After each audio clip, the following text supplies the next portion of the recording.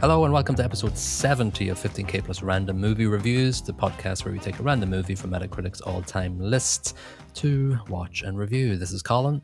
And this is Niall. And this is actually our random recap of episode 61 to 69. So let's just get right into it. Roundup, baby, yeah. Roundup time. The weeks fly by as we go through this. Episode 61 was Evil Dead 2 from 1987, Metascore of 72, user score of 8.2. I gave this an average score of 2.875. What did you give it, an average? I give it 2.875 as well. We completely concur on this one. Which is strange. I really enjoyed this movie. I probably enjoy it more than the score I give it.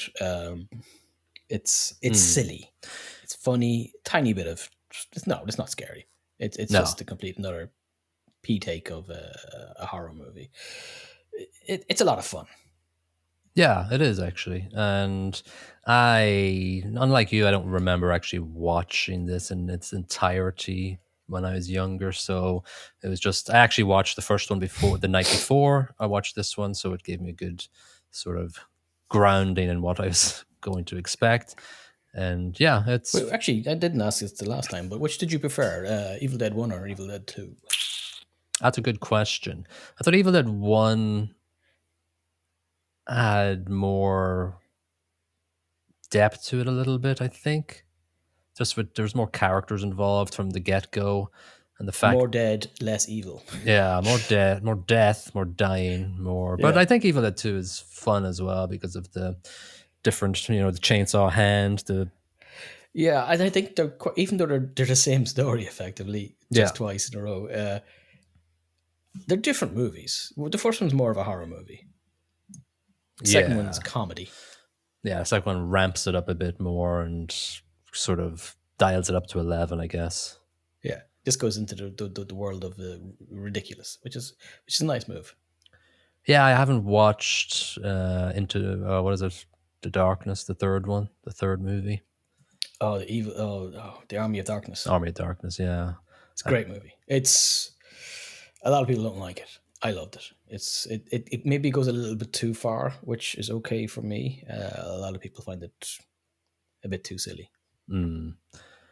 But it's a trilogy of movies that is important in the history of cinema, I guess. I don't want incredibly important. Yeah, I don't want to make them bigger than they are, but they're actually really influential to a lot of movies. And people like Guillermo del Toro, Tarantino, they were all influenced by these movies. So it's important movies. Yeah. Anything else? Bruce Campbell. Bruce Campbell, effing amazing. Yeah, and you can see he's a terrible actor. Well, you don't really. Yeah, well, all you have to do is ham up stuff. That's all you have to do in this. But yeah. I remember thinking very Jim Carrey with his facial expressions. But yeah, he's got one mode. And in fairness, Jim Carrey can act. He's got range. Yeah. Bruce is Bruce, and that's not a terrible thing at all. Yeah, no, it's. Yeah, he's good. He's good in it. I need to watch the Army of Darkness. Because at the end of this movie, he lands in medieval times, right? So that's where Army of Darkness begins. With a shotgun and a chainsaw. Yeah, and he kills one of the dragons, and then he becomes a god. Yeah. So is that what happens in the third movie? That all the people just follow him then to battle? He's the prophesized one. He is the one. He is the one. He's been prophesized, and he's fallen from the sky and killed a winged beast. That's right. With his boomstick. His boomstick. that word alone, boomstick, has been used in loads of computer games and a lot of pop culture since this movie. It's very influential. Duke Nukem. Does Duke Nukem have a boomstick? I don't know. It sounds very Duke Nukem-ish. Duke Nukem borrows a lot from this. Unfortunately, Duke Nukem lost a lot of cred when it released the follow-up that was absolute garbage.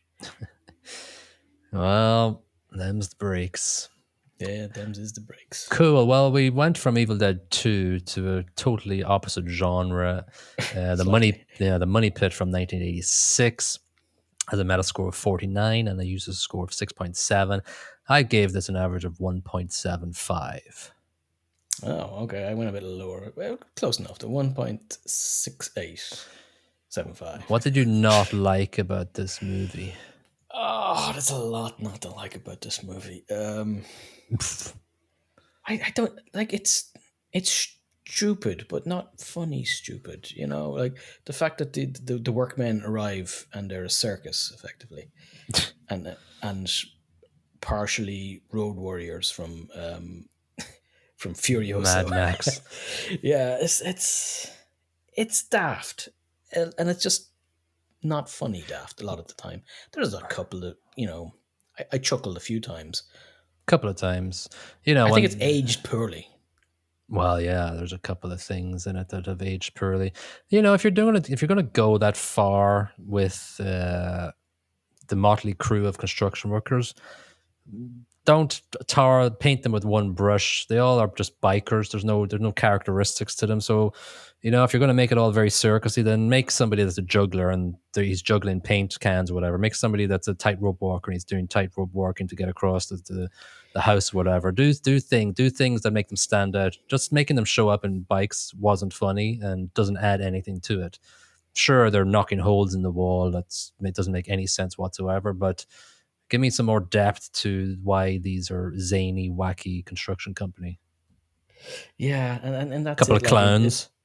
there's no depth behind any of the decisions in the movie. I think it's meaningless without the chuckles. Well, yeah, well that's one of the things that annoys me about the movie too, is that the major things where the house is crumbling down around them, the set pieces, they are just kind of one after the other episodic, and they're not funny. And Technically impressive, some of them, well, but that's great. yeah. But that doesn't well done, but doesn't make me chuckle. Doesn't make me laugh. It doesn't just because it's an impressive piece of choreography. Whoop No. de effing do. Well, you hated it, and I hated it too. The Rube Goldberg thing where he has the sheet over his head.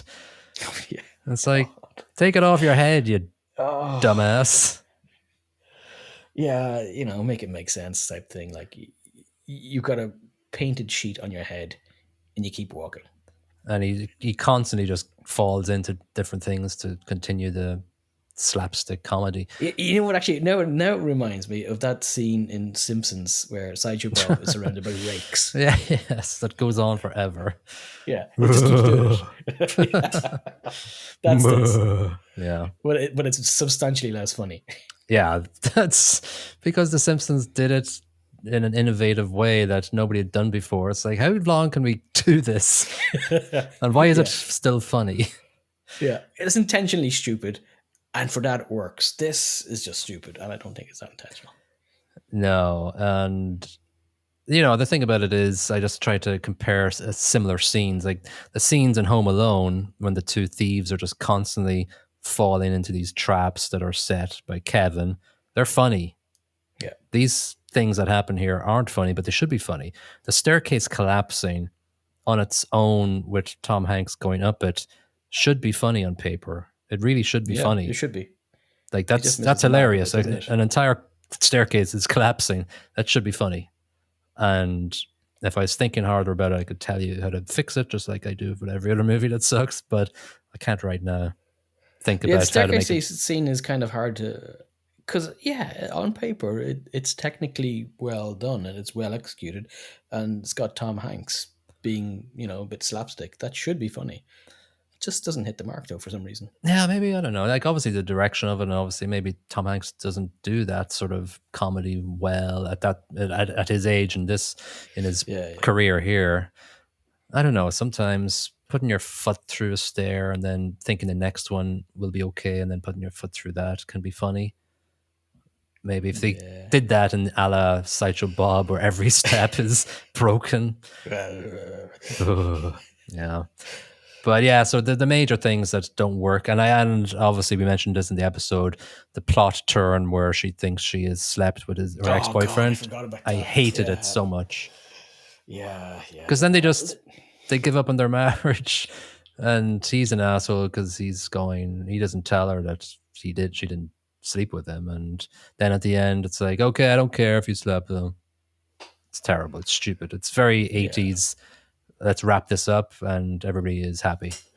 Yeah, it's not great. And his dad does something at the end or something. I don't know. It's awful, This awful. the dads are stupid. The dad thing that kind of sandwiches the movie doesn't make it any stronger. One of No, the funny things is I found when she opened up her drug bathroom cabinet and the guy the was guy there. behind the wall. Yeah, Yeah. that was Okay, okay. that bit was good. That Okay. was okay. That was okay. But that's 5 seconds of a scene. Yeah, that's nothing. It's got absolutely You know what? nothing. I think a lot of the scenes, there may have been some decent ones in there, but I was so annoyed by previous scenes that I find it hard to elevate my chuckle level. Yeah, it's amazing the way you just that's actually a very scientific thing that happens to me. Your chuckle level's so low, the funny thing doesn't hit. Exactly. It's so true. That is so true. yeah. That happens. Because you're annoyed. Yeah. And your energy levels are like, I'm not laughing Yeah. at that. No, I'm too annoyed from the last scene. Yeah. Screw you. No chuckles for you, mate. And so like that's what happens with comedies. If it's not funny in the Yeah. first 10 minutes, I'm not laughing at something that's funny-ish in halfway through the movie. It's like the same as if you're doing the news and you're talking about 10 million orphans just died, and meanwhile That's funny. let's look at this dog. Yeah. Yeah, it's enough. No. Yeah, you can't follow up something that's just not funny with yeah. a gag. No. And that's what Money Pit sucks at. It doesn't have the caliber of comedy from the start, and it doesn't continue on. And Yeah. guy in the drug cabinet doesn't save it. By itself, funny. The rest of the movie, Yeah. So anyway, we moved on from the Money Pit to episode 64, Conan the Barbarian from 1982.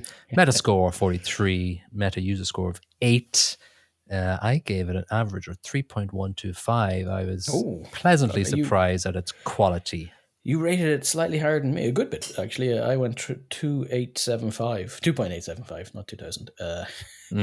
Listen, I was a bit worried about this movie because it's a movie I loved as a kid. But it holds up well. Yeah. And nostalgia didn't hurt it at all. It's a crap movie in some respects, but it's parts of it just really work. Like the production is fantastic. That's great. Arnie's perfect for this role. Arnie's great. There's not a lot of talk, but the talking he does do is typical Arnie, but it's done fine. It's okay. You killed my mother. You killed my father. The lamentation of the women as you drive them before them and you kill the enemies. Perfect. Great. That's all he needs to do. Yeah. It's not a tumor. Sorry. Not a tumor. He doesn't say that. You actually beat to it, asshole. Yeah. So, no, it was great, actually. Well, in the context of 15 Kid Plus Random Movie Reviews podcast, I couldn't but compare it to Krull. And so different. Which Krull was released, I think, 2 years after this, or even 1 year after it, with more budget. And Conan the Barbarian looks better. And the story is better. Oh, it's way better. I think a lot of the budget you said, though, was spent on something like climbing a mountain. Well, yeah, because it's all digital, it's all fake scenery. In Conan the Barbarian, they actually went to a place and said, well, let's shoot here and build this set because it needs to be real. Yeah, and the scenes and the sets they choose and the locations they choose in Conan are fantastic. That's great. They really add atmosphere. And the music, compared to Krull, is so good. The music in Conan, like, it's quite simple. It's kind of one song and it's just reused and rearranged over and over again. But it's so effective. Whereas Krull, no, and the acting in Krull, dear God, the acting in Krull was terrible. One of our listeners pulled me up on right now. pulled me up on a mistake I said during this episode and I picked it up myself when I was listening to the episode. I was like, oh crap! Instead of saying James Earl Jones, I said Samuel L. Jones. Idiot. Motherfucker. Yeah. But James Earl Jones is great. In the very little bits he has to talk, but he's got the starey eyes and that voice. Like, how can that's great. He's a believable cult leader. You know, with that voice, you're gonna do what he says. Yeah. And even the snake scene where he turns into the snake and the Where big he buggers off. Yeah. and he boogers off into a hole and into a snake hole. It was so well done for like I'm For the time, critical. yeah. Yeah, I'm critical of looking back at 80s movies and thinking that looks shit. Like the Krull monster looked terrible. Oh God, yeah. So they just spent their money wisely here. Practical effects, Yeah, very well done. I think Krull probably fell into that trap of going, well, digital stuff is the new in, so let's do it because people will think it's cool. But you remove a certain level of authenticity, especially when it doesn't look good. And I like that they spent their money wisely and they hired Spinal Tap as the bad guys. Yeah, yeah. Also, the characters in this, his crew in this movie, Valeria and is it Rexor? No, it's Subutai. Sorry, Subutai. Subutai, yeah. Valeria and Subutai are great characters. We know I love stuff the wizard. about them.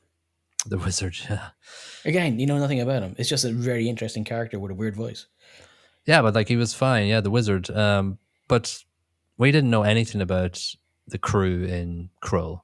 There was 10 of them, including Liam Neeson. There's just too much. Too much of them. So the wizard we don't need to know. It's just the way he delivers his lines. That's fine. But we do know stuff about Subutai and we do know stuff about Valeria. And the characters are developed a little bit. Yeah, it's fine. It's not crazy in depth, but it's enough to go, yeah, I care about these characters and I like these characters. I liked Valeria and I liked Subutai. I didn't like any of the characters in Krull. Oh no, it's garbage. I'm sorry for people who like Krull. I used to love Krull, so I'll just throw that out there. But I actually liked the relationship between Conan and Subutai in this. Yeah. Where they're getting drunk and being assholes for quite a bit of it. Yeah, punching a camel. Oh, punching a camel. Okay. Poor camel. Maybe not punching camels, but yeah. Yeah. No, it's great. It's believable. Like it's a buddy movie for about 15 minutes. Yeah. But it's enough. It's enough to go, oh, that's cool. They're fast friends now, so away they go. Yeah. That's great. No, I was very happy to have got Conan the Barbarian, and I remember watching it and going, this is solid threes all across the board, but I give 3.5 to production actually because I was so impressed with its production values in comparison to Krull. Sorry for shitting on Krull for this entire section. It kind of deserves it. It just disappointed me because I loved Krull as a kid, but then I was a kid and I knew feck all. There's a couple of scenes in Krull that are well done. Actually, the only practical scene, the sand pit one, the quicksand one, is practical and it looks good. Then when the problem looking back at it now is use the damn glaive. Yeah, it's an entire cool weapon. Just bloody use it. Yeah, not just at the last 10 seconds. Oh no, it's stuck in the monster's Use the glaive wisely. Yeah. Yeah. That's annoying me now. Yeah. Try to sleep tonight over it. We stayed within the similar genre by choosing randomly Dungeons and Dragons Honor Amongst Thieves for episode 64. 2023 release, Metascore 72, user score 7.5. I gave this 2.4375 on average. I give it 2.375, so roughly the same. It's not a terrible movie. It's not a good movie. Yeah. Fits right in the middle. It had a big budget, if I remember correctly. Yeah. It was one of those ones where they threw everything at it and went, let's hope this is a franchise. Yeah, I don't think they're going to manage that. I did feel sorry for, was it Jonathan? Great character. I want to see him in a movie. More of him. He needs his own spin-off show. Because I was watching the scene, actually. He just kind of goes, when they chuck him through the window. There are a couple of good bits in this. It's effectively a comedy heist movie. Yeah, typical. Not a lot of memorable scenes, to be honest with you. I'm trying to think of scenes. I like the money spewing from Hugh Grant's face on the side of the balloon. That just made me chuckle. Yeah, that comes quite late. It's very late. Yeah, I like the re-emergence of Hugh Grant as a actor now. He had his time in the Badlands for a while for his naughtiness. Yeah. But I like the fact that he doesn't take himself serious anymore. He probably just went, screw it. I don't have a lot of time here. Yeah, Time's are flying by. I don't know if you've seen Paddington 2, and I probably mentioned this when we were talking about it, but he's very good in that. He's in this movie coming up where he plays this sort of these two women. It's kind of like Knock Knock the movie, but these two women come to his door and he kind of keeps them hostage or something. It's kind of Oh, like, really? yeah, so it looks pretty decent, the trailer. So he's going dark now, is he? Yeah, he's going light, Good. dark, light, dark. What else about Dungeons and Dragons? I guess there's a couple of scenes that I kind of remember for them being Portal gun. Portal Gun's great, but I Yeah, think no, the part where the the character of Doric turns into the animals, it just looks terrible. She's an insect first, and that's yeah. fine because it's small. Then it's a rat, and then it's a cat, and then it's a stupid deer, Terrible was the deer, yeah. or there's a Just hawk in poorly there too. animated. Yeah, it's like I don't know. You gotta put a bit more million into that one to make it actually look good. Because on paper, it should look good, and it should be a pretty pivotal part of the movie. Or just cut a couple of transitions out of it and keep it simple. Mm. You don't need to go mad in the CGI. No, definitely not. No, go. You know, I'd like to actually. You know who I liked in it? The paladin guy, the guy from Bridgerton, whatever the hell his name is. Zank, the character. Zank, yeah. Where he's just straight laced and he walks over the rock at the end. That's just a nice little touch. Yeah, I also There's like. a couple of chortles. Yeah, I like the part when they get into they're going after whatever they're going after. And The heist. he's at the bridge and he's just explaining how to get across it in like 50 convoluted steps. And Simon the Sorcerer just steps on it and goes, oops, sorry. Yeah.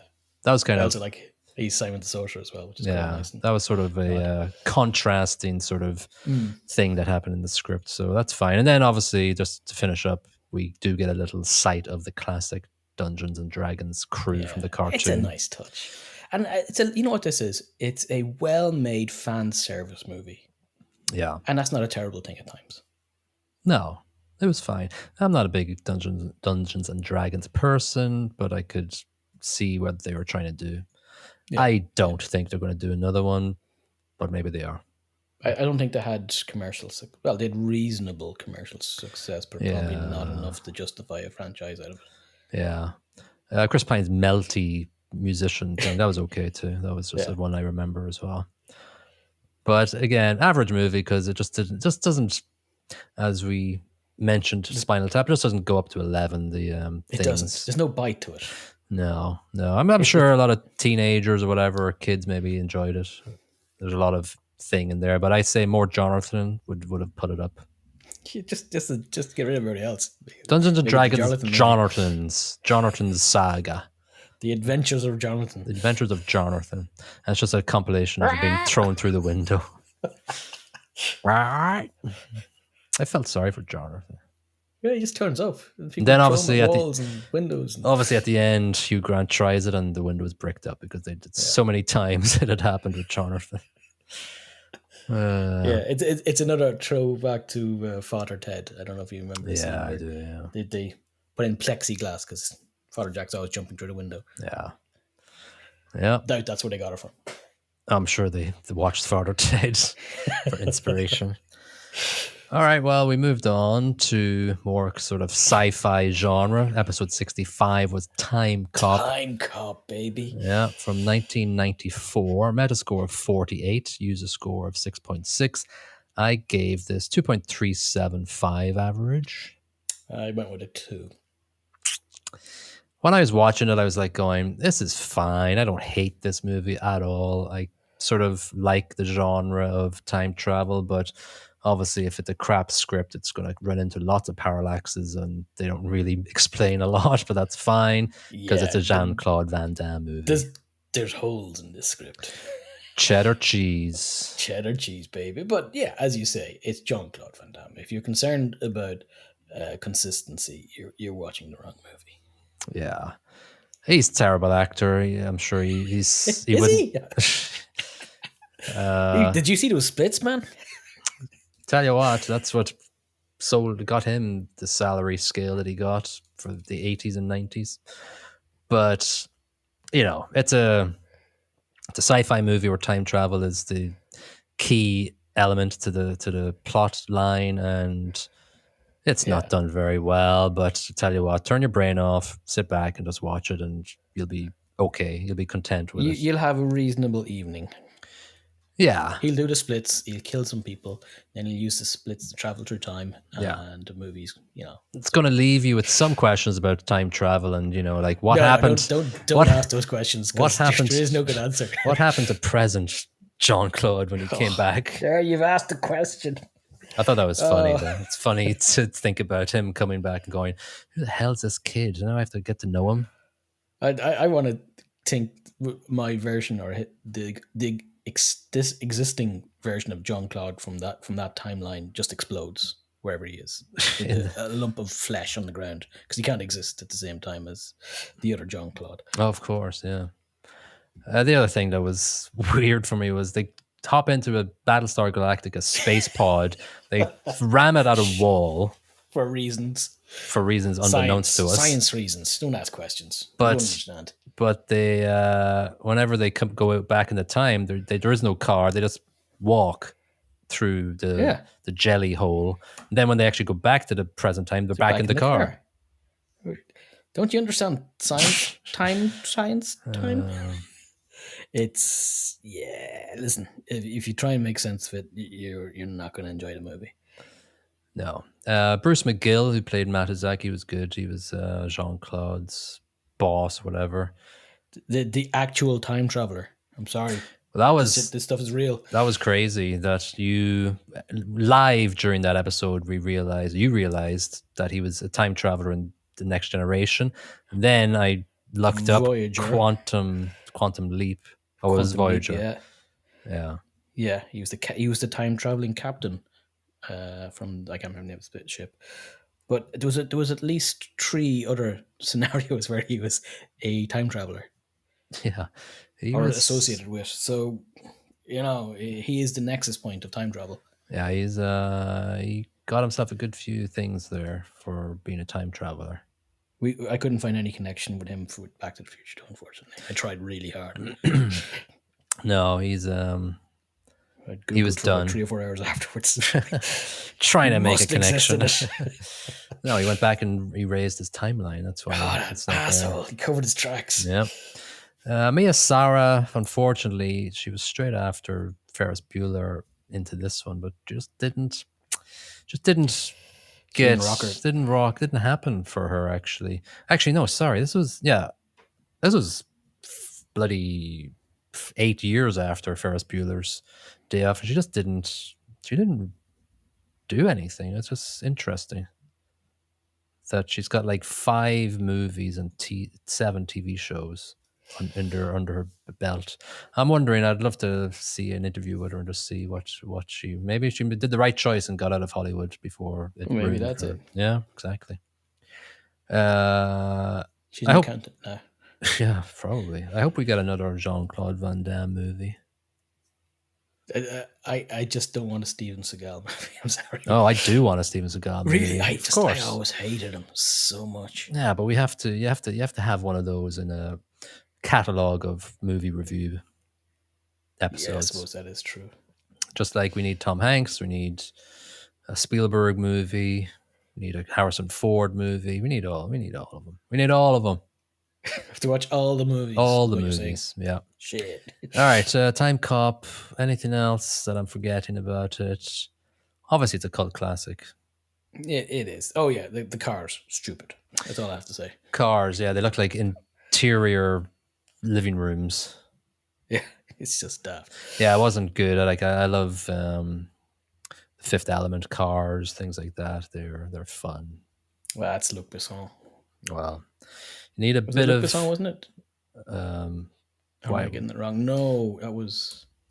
Don't ask me questions like this. You just. Sorry, it was a French guy. That's all I can remember. A French guy who loves science fiction. I can't remember his name though. Fifth Elephant. Go on, look it up before you move on. I'm googling right now, buddy. The Fifth Elephant. Come on, don't make me wrong. Bruce Willis. Yes. It was Luc Besson. It was Luc Besson. Good. Thank Christ. Yeah, I need to watch that actually. It's a great movie. Again. Yeah, it's a great. I love it. Movie. Yeah. Like the style in it. Part of me thinks the styling shouldn't work damn, it's a good movie, and this look and feel of it's just great. Yeah, for sure. Mila For sure. Jovovich, Yeah. Gary Well, Oldman. Like, it's quality. It's quality. speaking of the movie, I really want to see is Leon Oh, really?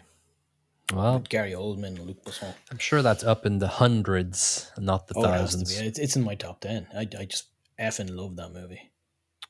Well, maybe we'll do a top 10 of each of our top 10s to pick one Oh, from them yeah. in the future.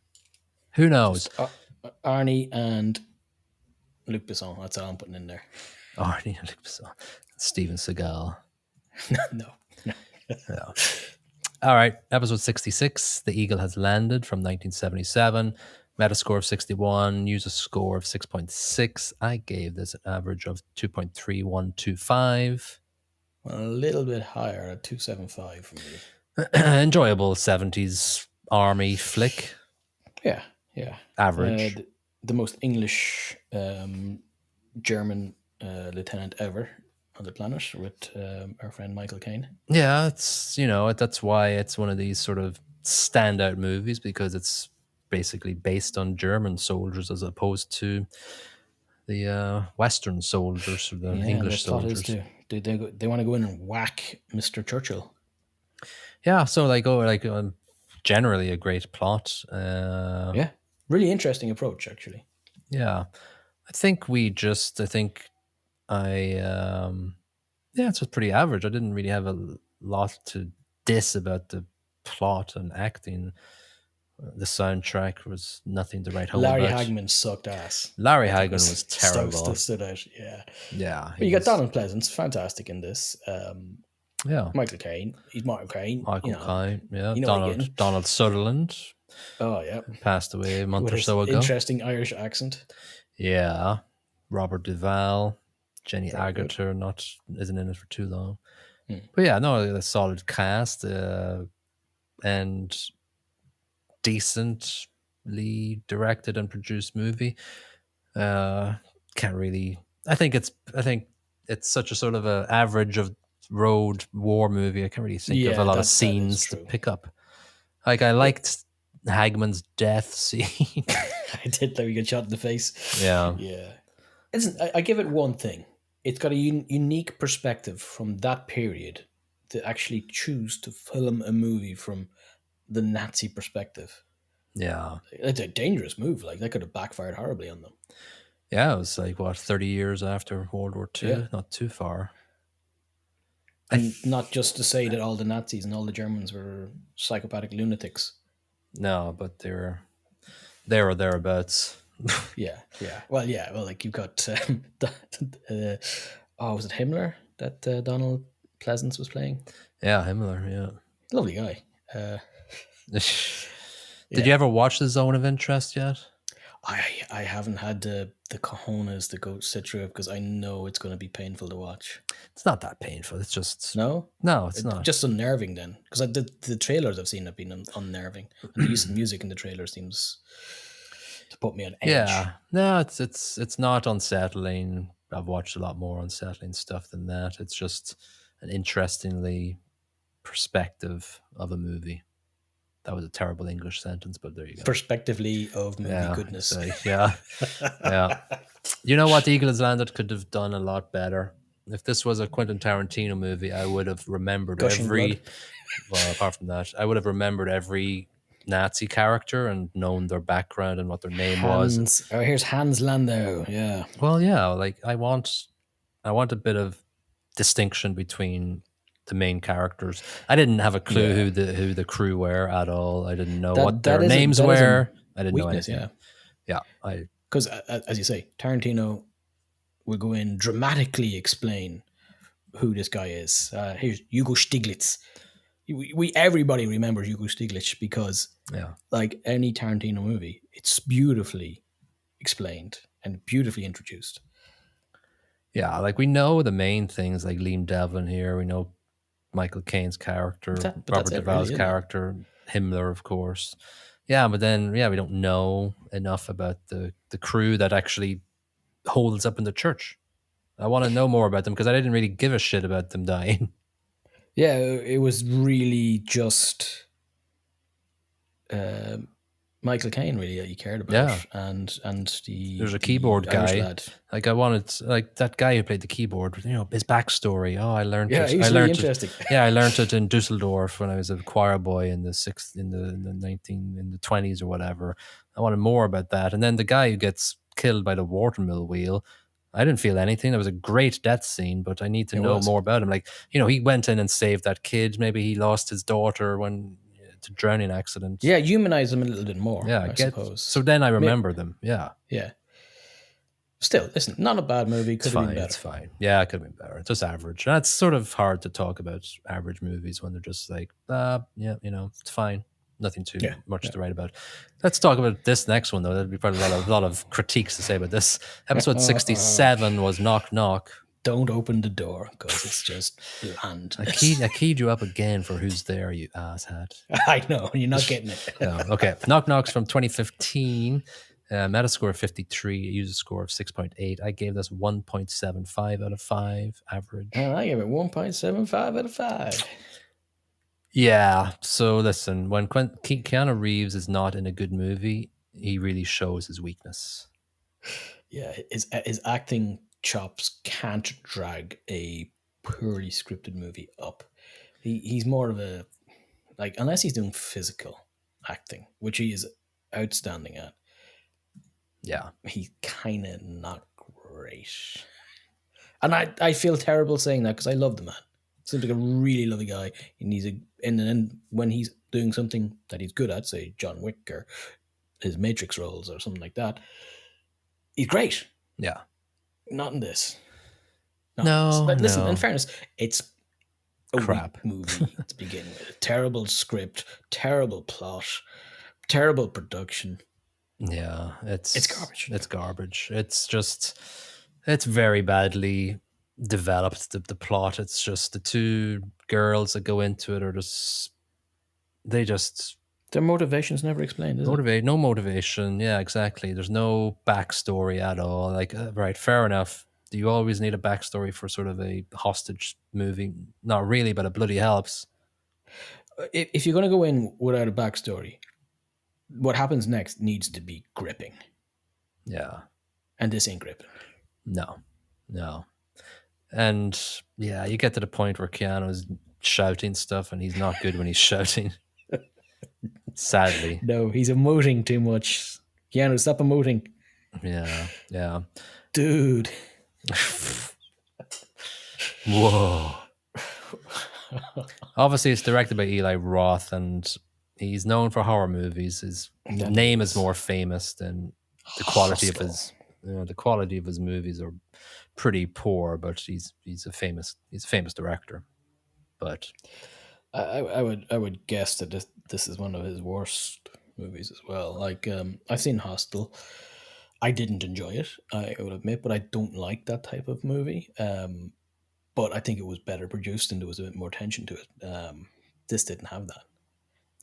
no, it had nothing, and it was annoying, and there were so many weak plot lines running through it. It's just, yeah, the whole art pieces thing. I told you how to fix this movie, right? Do you remember how the drugs. Yeah, Giving a motivation to why the girls are there. Yeah, and make Keanu the artist. Make the wife a secondary character. It doesn't matter. She's not in the movie. Keanu sculpts those things, and she's involved unknowingly in this drug smuggling thing. That's a good backstory to have in this.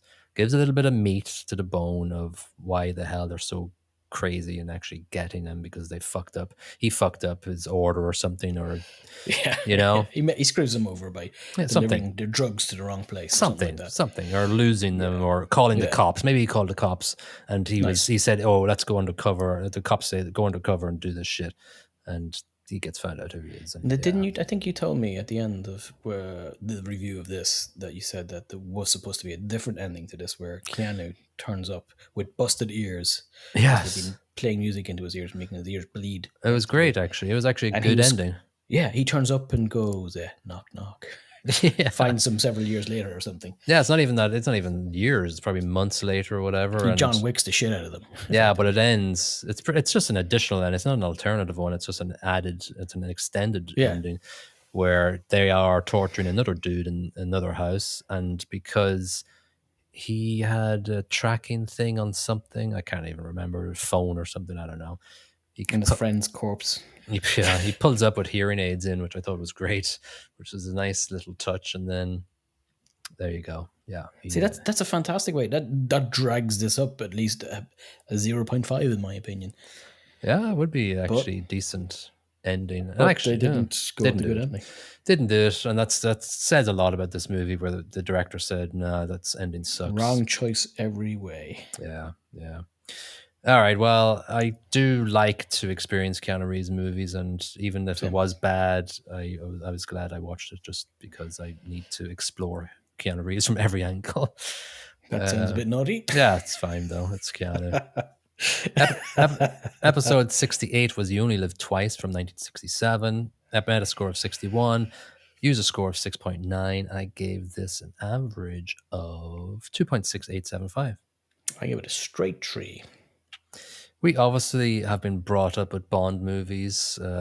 Roger Moore was the one that I was brought up with. Obviously, you have to go back a little bit to experience Sean Connery. And yeah, like in the 90s, you got Pierce Brosnan. Yeah. But You Only Live Twice is a Connery gig. And it's whatever you want from a Bond movie is in it, and multiply by 100. It's your quintessential Bond movie. And if you're ever going to all the watch one, all the pop culture references are derived from this movie, effectively. gadgets, crazy death scenes, gunfights, women, Shoot him. Sean You Connery. you've captured Bond. Shoot him. Yeah. And you cannot watch this movie without looking at Dr. Evil and going, this Austin is Powers, yeah. totally a piss take of You Only Live Twice. And Oh, yeah. it's ruined it a little bit, but it was fine. I didn't get distracted I too don't much. I don't think it ruined it. Made me chuckle a bit more, to be honest, because I could see Dr. Evil in the background stroking his hairless cat, you know. Yeah, and the way he just walks around Donald Pleasance, it was just like Doctor. He was like scampering to the Yeah. train, his little train. In fairness, the Dr. Evil is just a caricature of this chap. Yeah. He just turns Donald Pleasant up to 12. Yeah, for sure. It's great.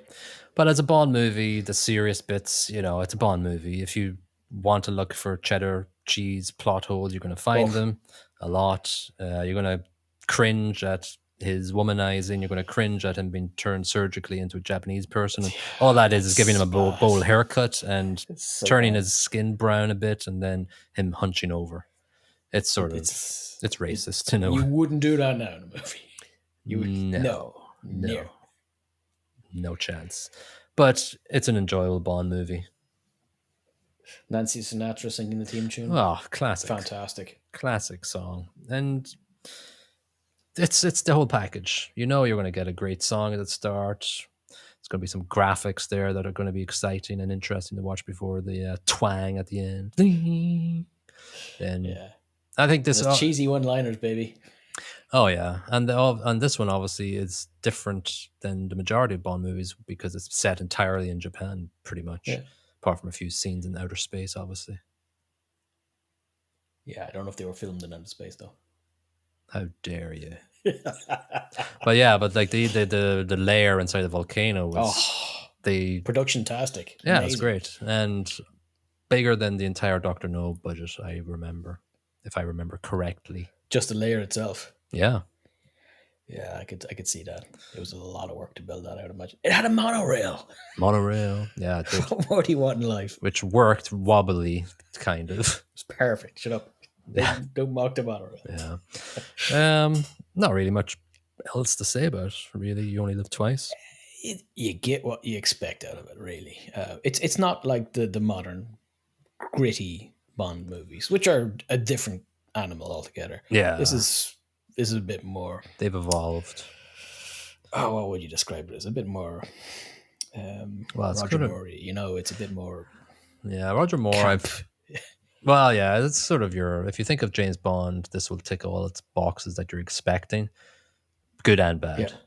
Yes. Yes. It's only now when I look back, like obviously I grew up with Roger Moore and he was my favorite Bond because that's what I was watching. But now, obviously, when I look back, Connery is the better Bond. Connery was Bond, as far as I was concerned, for most of my life. Like he's got the accent, he's got the Yes, suave. Like he's just buckets of suave charisma.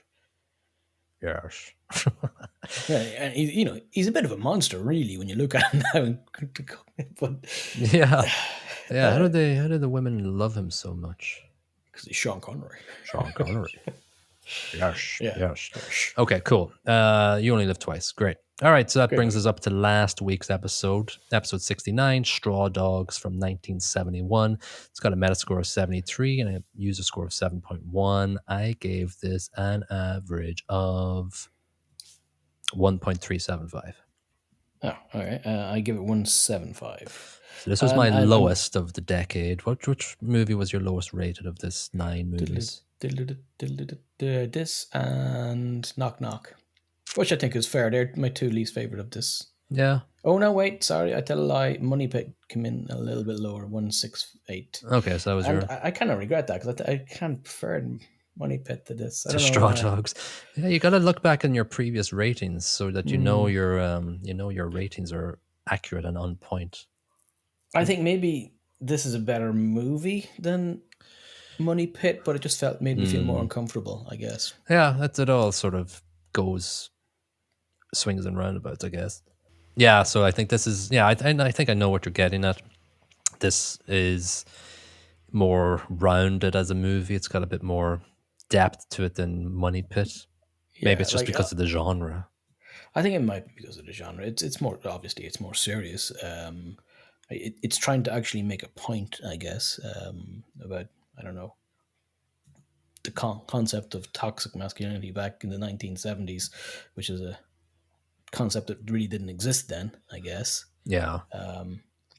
But it kind of misses the mark somewhat, though, and the plot is weak in many places.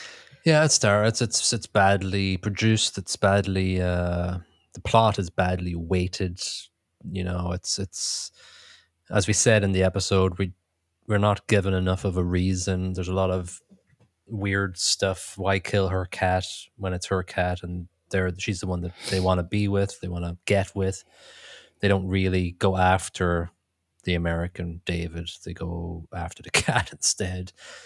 And the fact Yeah, that the Niles guy just ends up coincidentally there makes the whole plot arbitrary at that point because it's just a I guess coincidence. they threw him in as a justification for the siege at the But then end. that's the thing. Then why? Like, what's It's weak. I? He's a MacGuffin. It directs it away from the main plot line of those yokels interacting with Amy and David. Yeah.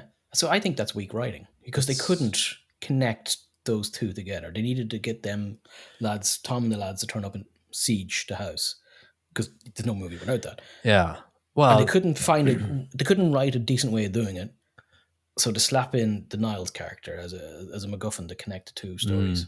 well, it's Colin fix movie time. You basically Amy, and then this would develop the plot line Amy's of an artist, right? And she's got drugs. shut up. Now listen to me.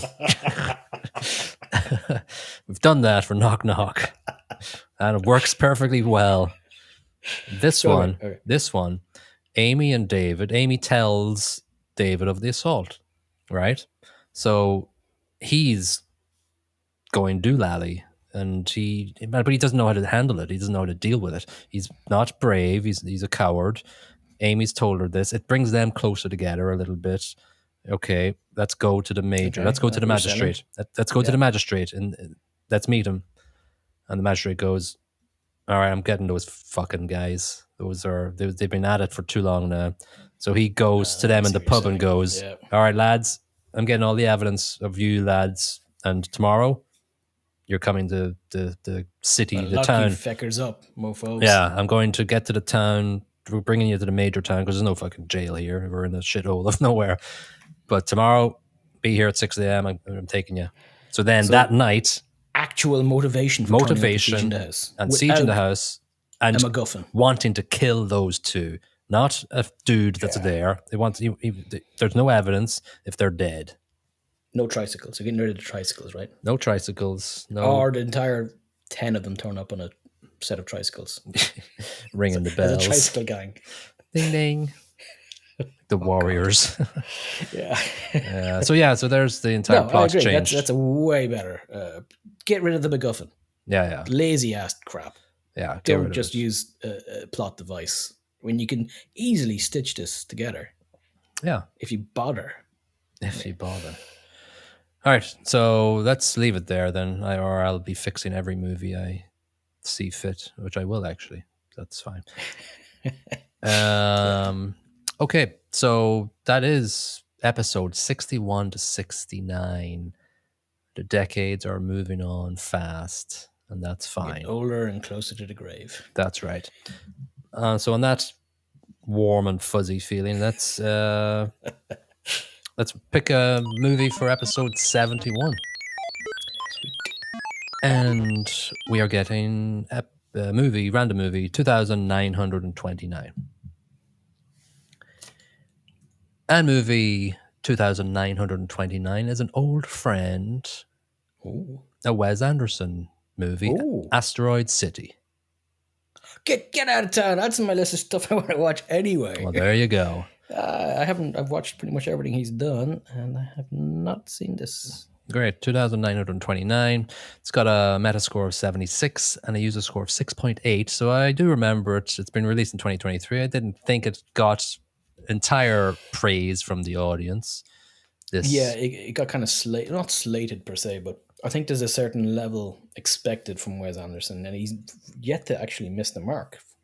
And this might be the first time he's not got a full bullseye. He's just off to the left a little bit. Yeah. Quick summary. In a fictional American desert town circa 1955, the itinerary of a junior stargazer space cadet convention organized to bring together students and parents from across the country for fellowship and scholarly competition is spectacularly disrupted by world-changing events.